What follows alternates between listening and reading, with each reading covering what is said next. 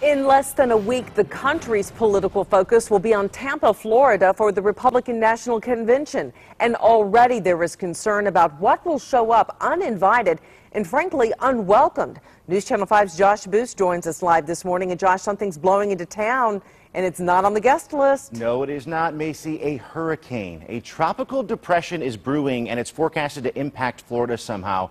But right now the National Weather Service says the chance of it hitting Tampa is low. The Weather Service says there's a less than 1% chance of a hurricane in Tampa associated with this storm, but it's still too early to tell where the path of this storm will be.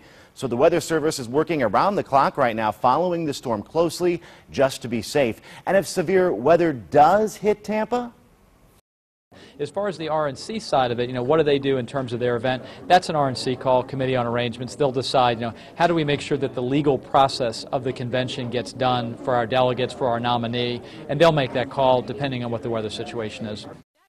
So the bottom line here is everybody has their eyes on a potential for a hurricane in Florida next week. We will continue to follow it. They will continue to follow it, too, leading up to the convention next week. Now, the weather isn't the only concern, though, ahead of next week's big event in Tampa. I'll have that part of the story coming up in about an hour. Back to you guys. All right, Josh, thank you. And historically, the timing really isn't good. That's because two of the most damaging hurricanes to hit the U.S. hit Florida in late August. What are we in late August? Yes. Christine, how soon can we tell, forecast whether or not Florida is going to be hit? Well, we have Isaac, Tropical Storm Isaac, which I don't think is going to be posing a threat too much. But then there's a storm right behind it, which may be named later this week. And that's the one that we're going to have to watch, kind of taking the same path toward Florida.